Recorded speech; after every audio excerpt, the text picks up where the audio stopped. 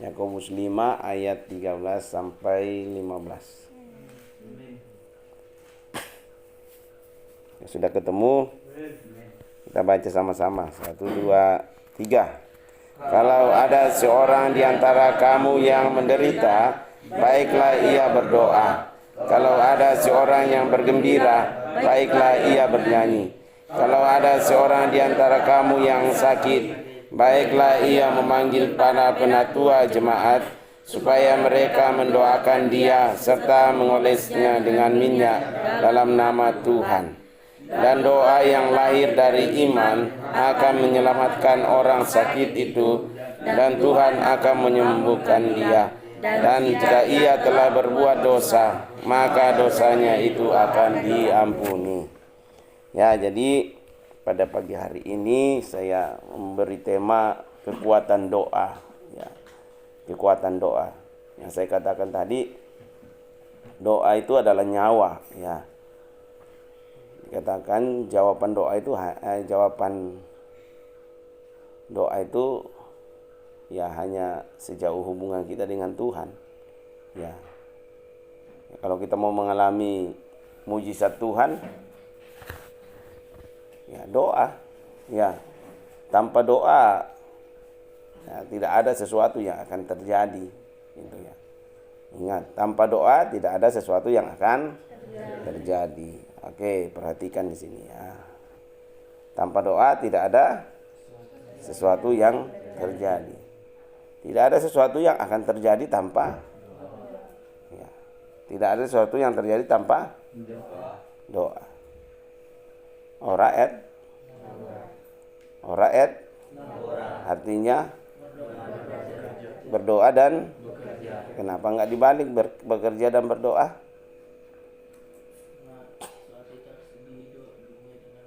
Karena sesuatu harus dimulai dengan doa. Benar gitu? Benar. Kamu di kebun berdoa dulu sebelum bekerja enggak? Enggak. Kamu di kombong panen berdoa dulu sebelum memulai? Berarti kamu membalik toh? Ya. Bekerja dan berdoa kalau ingat. Nah, ditambah bekerja dan berdoa kalau ingat. Ya, kalau di pembibitan pasti itu berdoa dan bekerja. Oke, saya tanya, kenapa enggak bekerja dulu baru berdoa? Kenapa harus berdoa dan bekerja? Kalau berdoa dulu pasti bekerja kan? Kalau bekerja dulu belum tentu dia ingat berdoa. Kalau dia berdoa dulu ya pasti dia akan ingat kerja. Ya, tapi kalau bekerja dulu belum tentu ingat berdoa. Kalau ada seorang di antara kamu yang menderita, itu penderitaan itu macam-macam kan? Ya, menderita sakit, menderita kekurangan, menderita keterbatasan, menderita karena sakit hati, menderita karena penderitaan. Jadi macam-macam menderita, ya kan? Orang nggak bisa berdoa juga karena mungkin dalam sedang menderita. Ya. Orang tidak bisa menyanyi karena sedang menderita. Tapi firman Tuhan katakan kalau ada seorang di antara kamu yang menderita, baiklah ia doa. Baiklah ia berdoa. Siapa di antara kalian kalau lagi menderita berdoa? Angkat tangan. Jangan ikut-ikutan. Jujur di dalam hati kita. Menderita kalau tersinggung itu termasuk penderitaan enggak? Hah? Tersinggung itu termasuk penderitaan enggak? Misalnya dinasihati dia tersinggung. Penderitaan enggak? Oh iya, penderitaan. Enggak tenang jiwanya. Pikirannya enggak tenang, hatinya enggak tenang. Benar enggak? Apakah orang yang dinasihati ada yang berdoa? Kalau kamu selesai dinasihati, ada yang berdoa? Ada enggak di antara kalian yang berdoa habis dinasihati? Ada? Coba angkat tangan. Doanya gimana? Terima kasih Tuhan untuk mengingatkan, makanya Tuhan yang pakai orang yang mengingatkan saya. Ya, bagus. Siapa yang nggak tenang hatinya kalau habis dinasehati? Jujur. Jujur aja.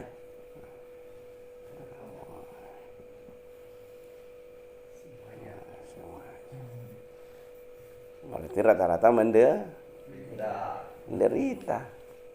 Nah, ini ada sesuatu something wrong. Ada sesuatu yang tidak beres berarti. Ya. Sudah tidak sesuai lagi dengan firman Tuhan. Makanya semua kena tetelo. Ya. Oh iya, penyakit ayam itu tetelo. Ayam yang mau angkat kepalanya saja susah.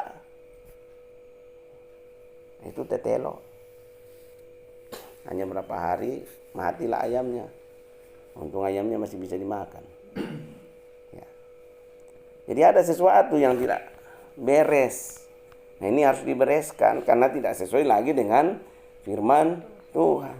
Firman Tuhan katakan, kalau ada seorang di antara kamu yang menderita, baiklah ia berdoa. Tapi kenyataannya ada di antara kita yang menderita, malah sakit hati, jiwa tidak tenang. Itu kalau kita dinasihatkan, kalau kita diingatkan, berterima kasih sama Tuhan. Ya. Jangan disimpan di dalam hati. Ya. Siapa yang mau hatinya dijadikan pembuangan sampah? Ya. Sampah sedikit, lama-lama dia dibusuk. Apalagi kalau nggak dibuat kompos. Kalau dibuat kompos masih bermanfaat. Tapi kalau nggak diolah, ya, kalau nggak diolah jadi busuk kan. Lama-lama orang menjauh dari kita karena busuk itu. Mau? Ya, makanya kalau ada sampah sedikit masuk, cepat diolah. Biar jadi pupuk. Ya. Ya minimal dikeluarkanlah. Cepat dibuang. Ya. Jangan disimpan 2 hari, 3 hari. Ditanya, siapa yang buang sampah di sini? Saya kan cuma penampungan sampah. Mau jadi penampungan sampah? Hah? Wah, kalau ada yang nasihatin, simpan sampah. Tapi kalau kamu langsung buang, langsung bakar, bisa jadi pupuk di sana. Markisa bisa subur. Ya kan? Kalau tanam markisa. Ya. Tapi kalau disimpan, wah, 1-2 hari aromanya sudah nggak enak. Kita mau memuji Tuhan juga bahwa bau busuk. Kacau mati saja itu baunya gila. Ya. Apalagi kalau sampah. Ya. Kalau bau sampah sudah mulai ini, nyanyi juga kan. Pertama semangat. Harus cium bau sampah. Udah mulai lemah. Akhirnya nggak bisa berdoa. Karena bau sampah. Simpanlah itu sampah-sampah kalian ya. Yang masih ada sampah. Oke. Jangan dibalik firman Tuhan ya. Kalau ada seorang di antara kamu yang menderita, baiklah ia berdoa. Ya, baiklah ia berdoa. Doa itu enggak harus duduk. Ya, berdoa dalam hati. Ya, dengan hati yang besar. Terima kasih Yohan. Kalau kau enggak ingatkan saya. Ya, begitu. Ya. Terus ya, ingatkan saya kalau saya salah. Nah, itu yang hati besar, dan itu orang yang akan maju. Ya. Berterima kasih kalau ada yang ingatkan. Ya, jangan jadiin sampah. Ya. Oke, lanjut. Kalau ada seorang yang bergembira, baiklah ia menyanyi. Ya. Ya, kalau kamu dinasihati, nyanyi aja. Haleluya. Ini ku mengerti Iya, nah itu lagunya tadi tuh. Ya, kau tolong padaku. Ya, kalau nggak ada yang ingatkan saya, mungkin saya udah tersesat Tuhan. Ya, sampai nyanyi, indah rencanamu Tuhan. Ya. Bahwa walaupun kita ditegur, rencana Tuhan tetap jalan. Itu bagian dari rencana Tuhan. Ada yang mengingatkan kita. Tapi bersyukur. Ya, tapi ku mengerti sekarang. Kau tolong padaku lewat teman-temanku, lewat pembimbingku, lewat guruku. Ada yang ingatkan saya. Berarti Tuhan sayang sama saya. Terima kasih Tuhan. Itu yang benar. Ya, menyanyi. Ya, akhirnya lewat. Jangan disimpan. Lama-lama bau busuk itu membuat kita tidak bisa bernyanyi. Kalau ada seorang yang bergembira, baiklah ia menyanyi. Kalau ada seorang di antara kamu yang sakit, ya, kalau ada yang sakit, baiklah ia memanggil para penatua jemaat supaya mereka apalagi di situ mendoakan lagi, doa lagi, iya, mendoakan dia serta mengolesinya dengan minyak dalam nama Tuhan Yesus. Ya, kalau ada di antara kamu yang sakit, baiklah ia memanggil para penatua jemaat. Ada penatua jemaat di situ. Kalau saya tidak ada, Bunda tidak ada, Oma ada. Kalau tidak ada Oma, ada Yoel. Majelis. Tian. Ada Tiana. Ya, main musik mereka. Itu tua-tua sidang kan. Nah, panggil supaya apa? Mendoakan. Ya. Mendoakan. Ya. Bukan berkerumun di situ. Nah, orang yang sakit jadi sesak napas kan. Mencium berbagai macam bau mulut di situ. Jadi untuk mendoakan, nah, berarti doa ini, kekuatan doa ini sangat luar biasa kan. Ada yang sakit, doa. Iya. Nah itu ya. Supaya mereka mendoakan dia serta mengolesinya dengan minyak dalam nama Tuhan Yesus. Dan doa yang lahir ini, ingat ya. Doa yang lahir dari iman. Iman itu apa sih? Iman itu apa? Ya, ini dasar dari segala sesuatu yang tidak kelihatan. Ya. Ya. Benar.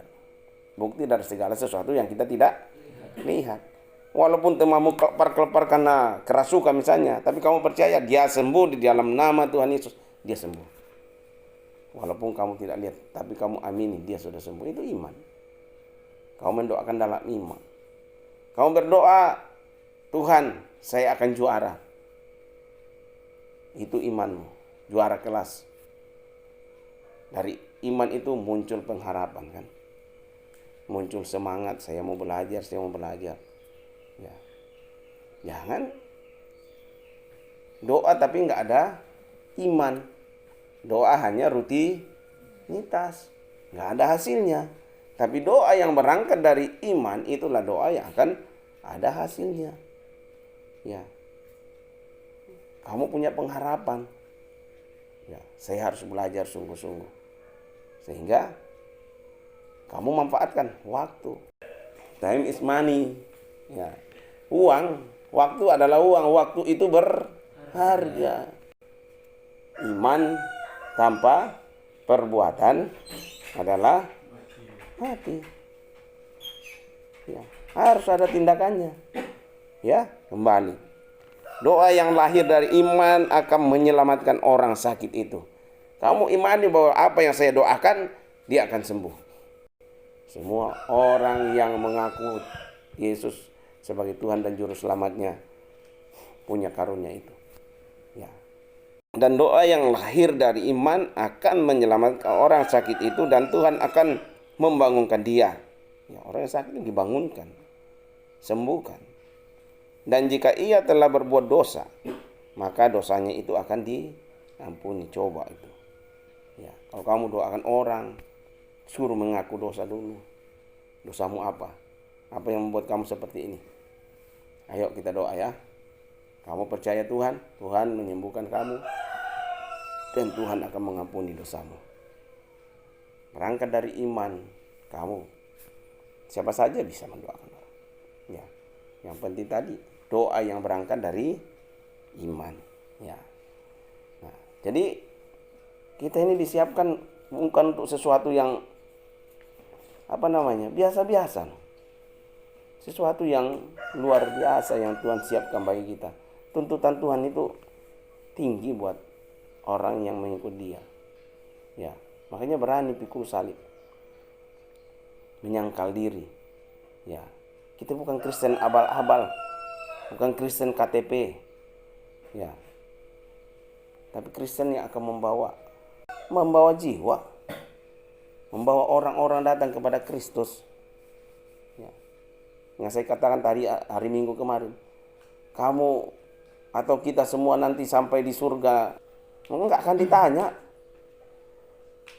berapa kilo sehari jamur. Kalau kurang dari 50 kamu nggak masuk surga. Bukan itu. Berapa banyak orang kamu doakan? Berapa banyak orang yang datang kepada Kristus lewat doamu? Berapa banyak orang yang diberkati karena kamu pujian yang kamu naikkan? Berapa banyak orang yang bertobat karena membaca tulisan kamu? Berapa banyak orang yang datang kepada Kristus karena membaca WA kamu? Dan itu tercatat semua. Mungkin pikiran kita kan terbatas. Pikiran Tuhan nggak dibatasi. Doa itu sangat penting, ya. Kalau kita sering nyanyi apa ya? Doa melakukan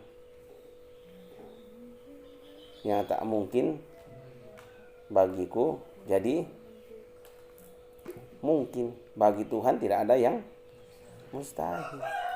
Ya, tapi kembali doa yang seperti apa? Bukan doa yang memenuhi tuntutan aturan. Itu bukan doa itu. Ya. Tapi doa yang benar adalah doa yang berangkat dari kesadaranmu. Doa yang berangkat dari iman. Doa yang berangkat saya membutuhkan Tuhan. Kalau kamu baca Alkitab, untuk apa kamu baca Alkitab? Oh, karena gerakan hatimu, saya mau berjumpa dengan Tuhan. Ya. Saya kalau pagi-pagi atau sore-sore itu selalu ada gerakan doa. Doa. Bukan karena rutinitas, bukan karena itu, tapi ada gerakan berdoa. Ya. Karena saya butuh Tuhan, saya mau berjumpa dengan Tuhan.